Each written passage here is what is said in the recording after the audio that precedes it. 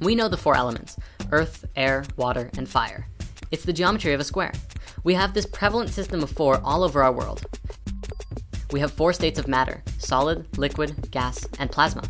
We have four seasons: winter is earth, spring is air, summer is water, and autumn is fire. We have four directions. We have four ways of taking in energy: food, water, oxygen, and prana. We have four directions on the Native American medicine wheel. Also, we have the Mayan Hunab Ku, as well as the dream spell calendar. This system is all over the ancient past in symbolism hidden in different cultures. Our reality can be divided in a number of ways that will yield alternative perspectives of what is happening all around you. If you look at everything from a perspective of one, which is unity, you're looking at the full encompassment of everything.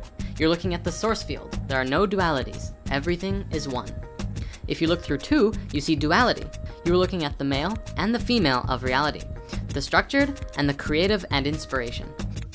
If you look through three, you see a trinity: mind, body, spirit, male, female, child, up, down, middle, black, white, gray, or even little things like 111 or 333 on your clock. If you look through four, you see the four elements. They are the physical, mental, emotional, or spiritual, or perhaps 1111 on your clock. We can continue. 5 is the pentacle, as well as the dodecahedron. 6 is the vector equilibrium, or cuboctahedron, which we'll talk about in a few minutes.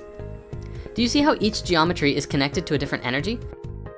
There's a lot of connections here that we can make to start seeing things bigger. Each point on the flower of life is one, and when you connect them, the geometries expand. 2 is a trion ray. 3 is a trinity, a triangle. 4 in the flower of life is a vesica Pisces, but it can also be a square. As these expand, they grow in dimension as well. 5 is a pentagon, and 6 is a hexagon. Each of these numbers relate to our dimensions as well. Dimensions and densities are very interconnected, although they are not the same. Dimensions go like this. 1 is 1 dot. That's unity, or dimension 0. Then 2 is a line. That's duality. 3 dots is a triangle, so you get a flat plane, a two-dimensional shape. 4 dots is a tetrahedron, giving you depth, bringing you to the third dimension. There's no real way of drawing a fourth dimensional object in a two-dimensional video, but it's believed that they're as amazing as something like this in actual manifestation. You might notice that we're really only looking at up to 6 geometries.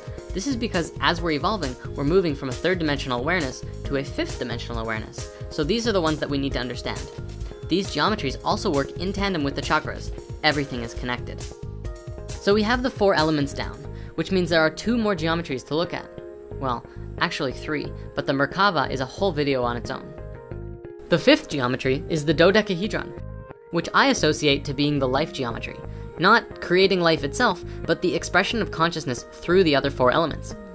Think of it like your awareness of each of the other elements, the awareness of your physical manifestation, the awareness of your emotional self, your mental self, and the realization and awareness of your spiritual self as well. We have 5 platonic geometries that form everything in creation, but we don't have a hexagonal shape. If we look at the flower of life, we see that its ultimate basic form is in a 6-pointed shape, called a hexagon. Want to see where else hexagons form in life?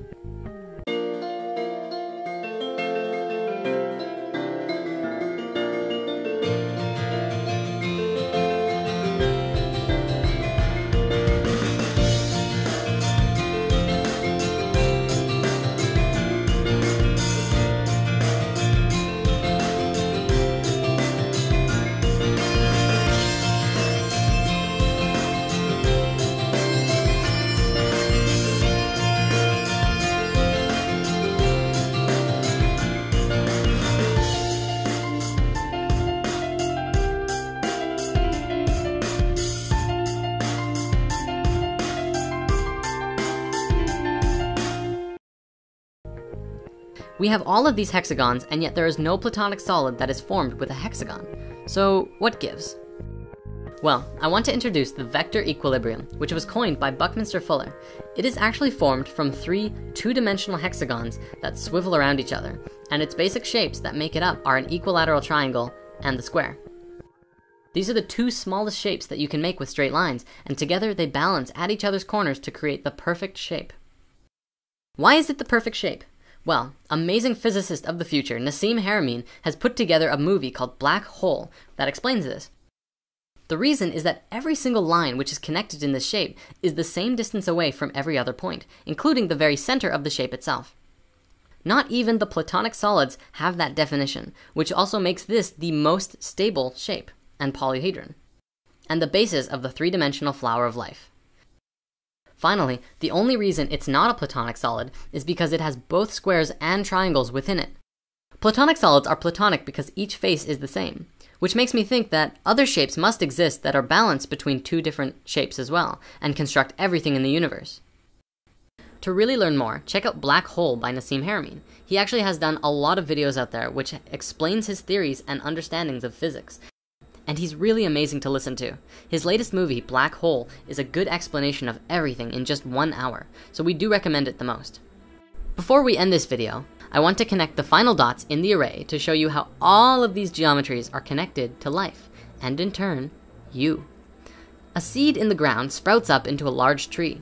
The tree blossoms a flower. The flower produces a fruit, and the fruit contains the seed. This is the natural progression of the cycle of life through consciousness on Earth. So let's translate that to geometry and see what happens. The seed of life sprouts the tree of life. The tree blossoms the flower of life. The flower produces the fruit of life, and the fruit of life contains the seed of life. In human evolution, I feel that the human race is still but a seed, an embryo, but about to expand into the tree of life. We're evolving consciously, and we're still stuck on the ground, stuck in the dirt, but not for long. Check out this painting I found on DeviantArt by the brilliant artist Adrian Kenyon. This is his depiction of the miraculous conception of creation and human history. It starts at unity, a sphere. The caduceus is seen coming from it, duality, then a trinity. Then, as the four elements come into manifestation, we get physical reality, crystals form, and water layers over top of it. All of these previous elements were conscious of their own, but now biological life begins to develop in the water and crawl onto land. We go through a few stages of evolution. Dinosaurs, basic mammals, and then humans show up. There's a lot of ideas as to where we came from, and we won't get into this now. Adam and Eve happens, the Buddha becomes enlightened underneath the Bodhi tree, and then something shifts. From this point to here is where we are now.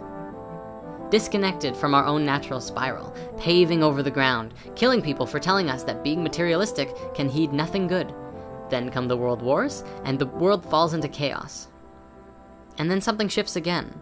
From the destroyed world, another seed grows. We switch into a different reality. It starts out small. From out of the chaos, a tiny new earth emerges and grows larger.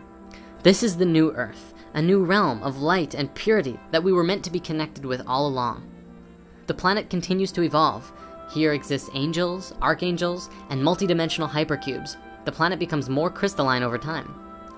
The last part of the spiral is the seventh dimension and the realm of God, an infinite number of multiverses dividing like cells in an embryo, an ultimate omnipresence, as everything that is contained in all of these multiverses is a part of God's consciousness. A snake biting its own tail, an Ouroboros, is the symbol of cyclic rebirth, like the phoenix. All of the information contained in the seventh dimension is held here like a nest for the next cosmic egg. There are a few other ideas that come to mind about this that I want to share as well. First, look at the shape of it as a whole. It's the Trion Ray, the geometry of DNA and light that we've been looking at before. If you line that up with the chakras, you can see how we go from a super dense space up to the highest frequency, until we once again connect with the same source that we were originally connected to. Doesn't that look familiar on the Flower of Life? If these theories about the Flower of Life are true, then that means this entire experience of human history and ascension and growth and evolution is just one wave of energy from one point to another on an infinite universe of possibilities. Each point is the supreme awareness of some aspect of the God Source consciousness field, and the energy that moves between it is the vibrations and waves of energy that we are experiencing, called the electromagnetic field. As much smaller fractals of the same source energy have experiences through these waves. This image also doesn't account for the number of parallel realities that we could experience at this point. If the Flower of Life expands in these directions, then this is just one direction. Maybe instead of total destruction, which is what this image depicts, instead we make our first ET contact on this spiral and join our galactic family. On this wave, maybe something else happens. Like we start getting superpowers, like in Heroes or something. Maybe all of that can happen right here too. Anything is possible. Such discussion is the nature of this show. You don't have to believe any of this. The power of it lies not in the reality, but the discussion itself. I was told once that art would change the world. I didn't know what that meant for a really long time, but now I think I understand. Art is the expression of any energy, whether it's physical, mental, emotional, or spiritual. Whether it's male or female, it is the expression of consciousness. By taking our art to the next level and finding value in what we like to express, and what we want to see expressed, we begin to share and express more of our own truth, and our love, and our freedom. That is the nature of the transformation on this earth, as well as the desire to do and create. The artist has put together a short explanation as well as a long 30-page detailed version of what this image truly means, at least to him. And if you want to go deeper, there are links in the comments to his website and DeviantArt page. We're also featuring a lot of new art on the Spirit Science print shop, which we highly recommend checking out as well. Namaste everyone, see you next time.